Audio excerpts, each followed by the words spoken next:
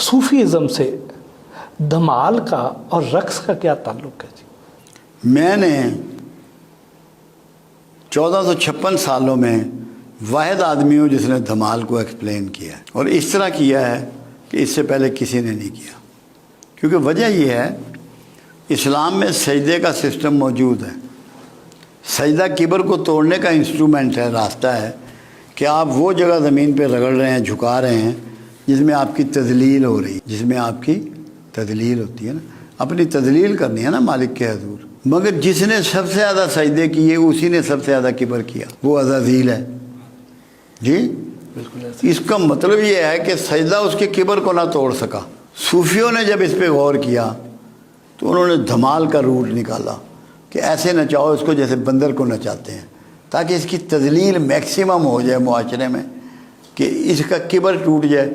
کبر ٹوٹ گیا تو شرک سے ختم ہو جاتا ہے. کبر تو شرک پیدا توحید خالص تبھی ہوگی جب میں مر جائے گی. تو میں مارنے کے لیے اس کو دھمال میں ڈالا گیا. اور دھمال کا میں نے سمجھایا کہ دھمال ایڑیوں پہ ہوتا ہے، پنجوں پہ نہیں. پنجوں پہ بھانگڑا ہوتا ہے، بھانگڑا خوشی کا ڈانس ہے. دھمال ایڑیوں پہ ہوتا ہے، یہ ایسے گھومتے ہیں آپ، ہاتھ یہ ہوتا ہے اور ایک یہ ہوتا ہے. اے اللہ ادھر سے دے تاکہ میں تیری مخلوق میں بانٹ سکوں. عنایات مانگی جا رہی ہیں. دھمال کی برکت یہ ہے، میں نے پنجابی میں تھا یہ میرا لیکچر، کہ اڈی مارے ہاں زمزم لبدا ہے. اسماعیل کی جب ایڑی لگی تو زمزم نکلا.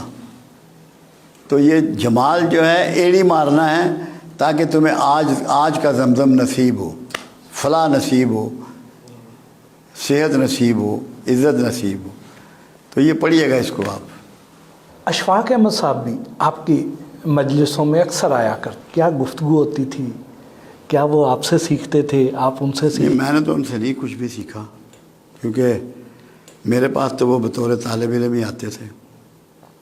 مگر نفیس آدمی تھے، محبت والے آدمی تھے. میرے جب لاہور میں لیکچر ہوتے تھے نا تو یہ ہر لیکچر میں بیٹھے ہوتے، ان کے اتنے پاؤں سوج جاتے، میں گھر نہیں جاتے تھے.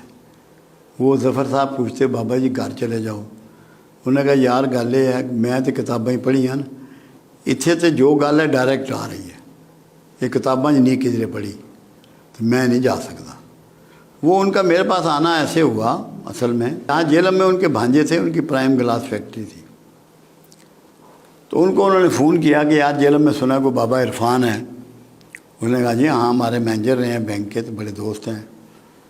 ان کو امریکہ سے کسی نے کہا، ان کی جو نو تھی یعنی کہ بہو، انیک کی بیوی جو سب سے بڑا بیٹا ہے، اس کو آنکھوں کا کوئی ایسا ایشو ہوا تھا کہ ڈاکٹروں نے کہا یہ بلائنڈ ہو جائے گی ودن فورتھ نائٹ، تو تم کو بابا تلاش کرو، ہمارے پاس تو اس کا علاج نہیں ہے.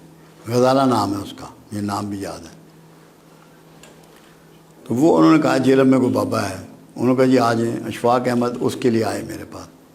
میں نے انہیں طریقہ بتایا، مولا نے کیا، 10 دن میں وہ نارمل ہو گئی. ڈاکٹر کہنے لگے بیماری ختم ہو گئی، امریکہ کے ڈاکٹر.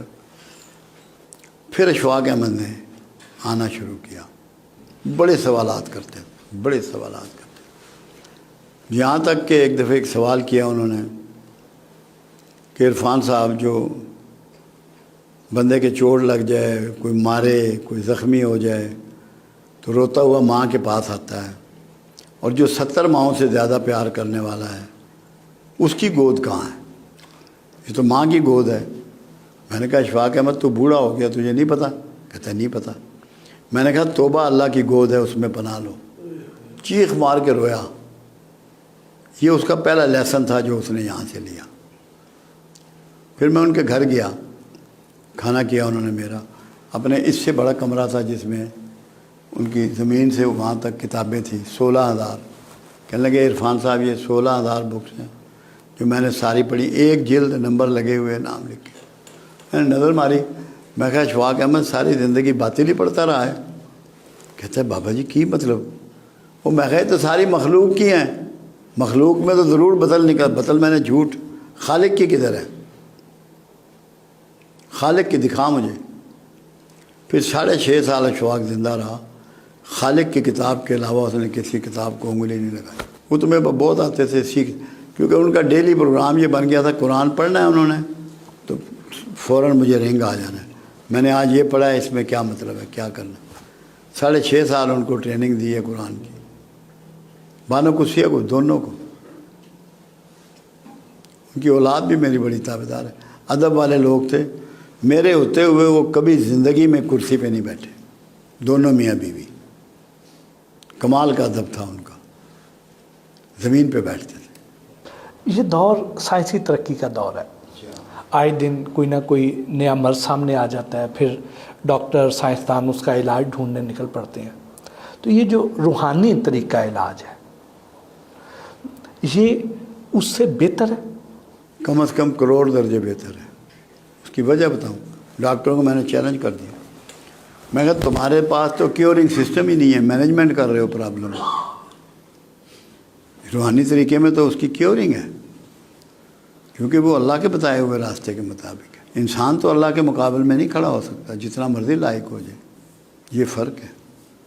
نیت چاہیے اچھی، فالو اپ اچھا چاہیے، سمجھو، ان پڑھ نہیں کر سکتا، مجھے یہی نہیں پتا کہ کون سا آرگن کیا کام کرتا ہے، میں کیا ٹریٹمنٹ کروں گا؟ اسی لیے اللہ کے حبیب صلی اللہ علیہ وسلم کا فرمان ہے کہ مستند طبیب کے پاس جاؤ۔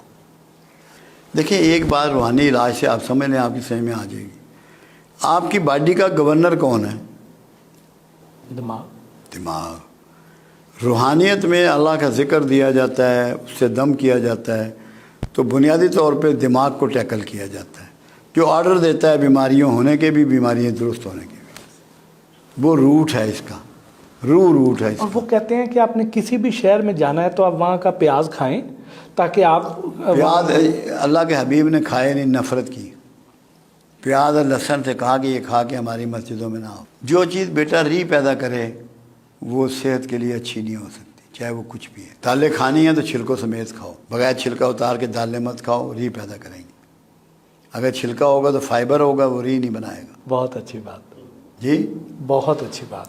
سبزی ہے نا، جیسے کھیرا ہے، کھیرا اس کے سمیت کھاؤ، چھلکے سمیت۔ دو چیزوں سے بچائیں لوگوں کو، لوگوں سے کہیں پیدل چلیں، پانی پئیں، سبزیاں کھائیں، پھل کھائیں۔